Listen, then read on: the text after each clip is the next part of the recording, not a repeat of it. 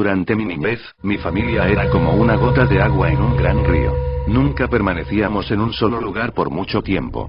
Nos mudamos a Rhode Island cuando tenía 8 años, y permanecimos ahí hasta que fui a la universidad en Colorado Springs.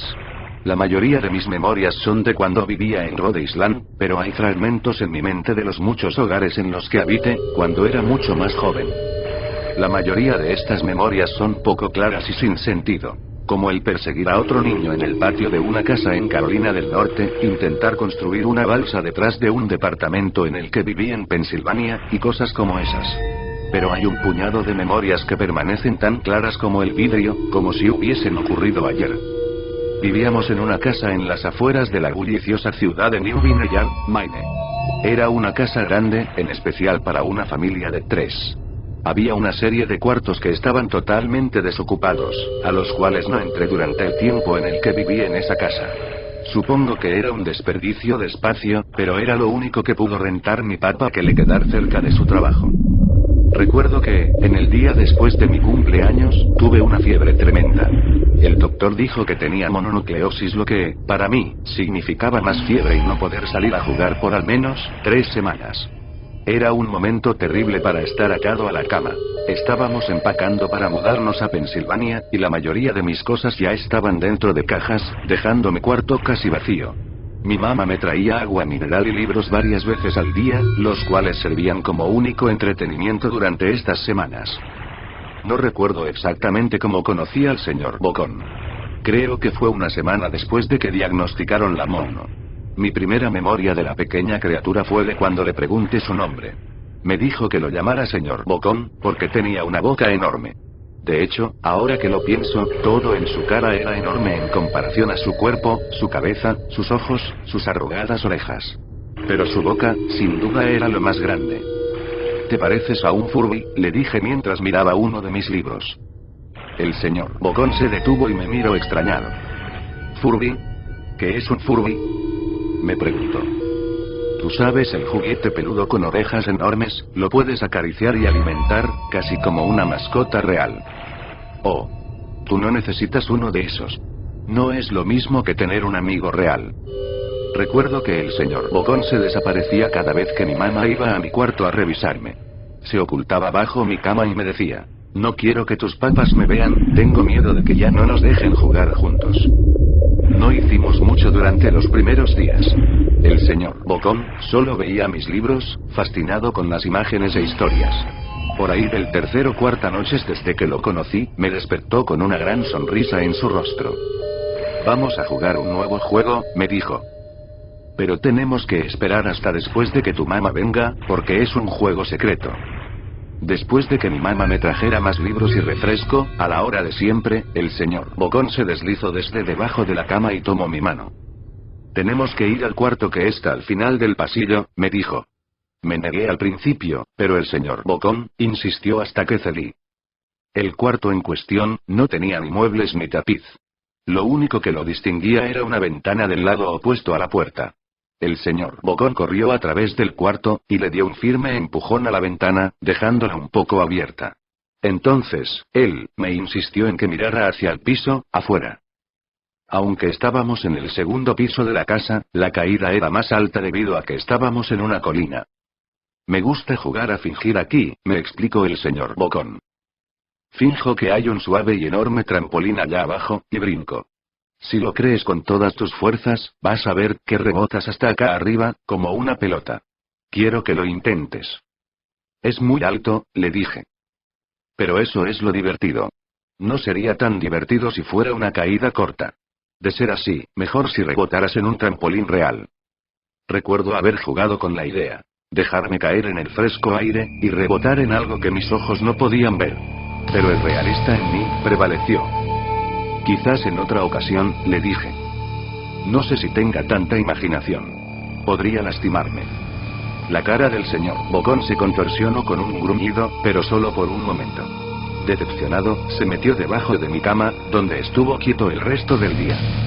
La mañana siguiente el señor Bocón llegó con una pequeña caja. Quiero enseñarte malabares, me dijo. Aquí hay algunas cosas que puedes usar como práctica, antes de que te dé tu primera lección. Mira la caja. Estaba llena de cuchillos. Mis papás me matarán. Le grité horrificado de que el señor Bogón había traído cuchillos a mi cuarto, objetos que mis papás no me dejarían tocar nunca.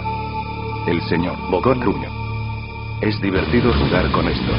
Quiero que lo intentes. Aleje la caja de mí. No puedo. Me regeneran. Los cuchillos no son seguros para aventarse. Las cejas del señor Bogón se cerraron, molesto. Tomó la caja con los cuchillos, y se metió debajo de la cama, otra vez durante todo el día. Me empezaba a preguntar qué tan seguido se la pasaba debajo de mí. Desde ese entonces, empecé a tener problemas para dormir. El señor Bogón me despertaba en la noche diciéndome que había puesto un trampolín real debajo la ventana, uno enorme que no podía ver en la oscuridad. Siempre me negué y trataba de volver a dormir, pero el señor Bogón persistía.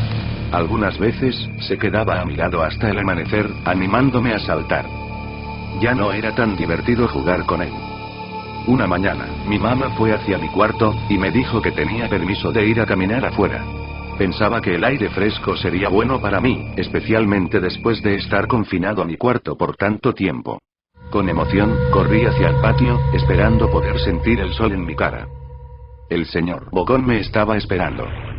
Hay algo que quiero que veas, me dijo. Debí darle una mirada fea, porque entonces me dijo, ¿es seguro? No pasa nada, te lo prometo. Lo seguí hasta un viejo camino que corría a través de los bosques detrás de mi casa. Este es un camino importante, me explicó. Tengo muchísimos amiguitos de tu edad. Cuando estuvieron listos, lo llevé por este camino. A un lugar especial. Todavía no estás listo, pero algún día, espero, lo estarás. Regresé a mi casa preguntándome qué tipo de lugar existía más allá de aquel camino. Aproximadamente 2 semanas después de conocer al señor Bogón, empacaron la última carga de cajas en el camión de mudanzas. Me fui adelante con mi papá, en un largo recorrido hacia Pensilvania. Había considerado en decirle al señor Bogón que me iba, pero aún teniendo 5 años, sospechaba mucho de las intenciones de la criatura, a pesar de lo que me decía. Fue por esta razón que decidí no mencionar nada de mi mudanza. Eran las 4:00 am cuando mi papá y yo estábamos en el camión. Mi papá esperaba llegar a Pensilvania para la hora de la comida al día siguiente, con ayuda de una larga dotación de café y bebidas energéticas. Recuerdo que se parecía más a un tipo que estaba a punto de correr una maratón, que un tipo que se la pasaría sentado por un par de días. Muy temprano para ti, ¿verdad? Afirmé con mi cabeza, mientras la ponía en la ventana, esperando dormir un poco antes de que saliera el sol. Sentí la mano de mi papá en mi hombro. Esta será la última mudanza, lo prometo. Sé que es difícil para ti, especialmente estando con esa enfermedad. Una vez que obtenga mi promoción, podremos quedarnos en un solo lugar, y hacer amigos. Cuando el camión comenzó a moverse, vi la silueta del señor Bogón en la ventana de mi cuarto. Parado, inmóvil, se despidió lastimosamente con su mano. No me despedí. Años después, regresé a New York. El terreno donde se encontraba mi casa estaba vacío, a excepción de los cimientos. Resulta que la casa se quemó algunos años después de que yo y mi familia nos fuimos. Por curiosidad, busqué el camino que el señor Bogón me enseñó, y al encontrarlo, decidí seguirlo.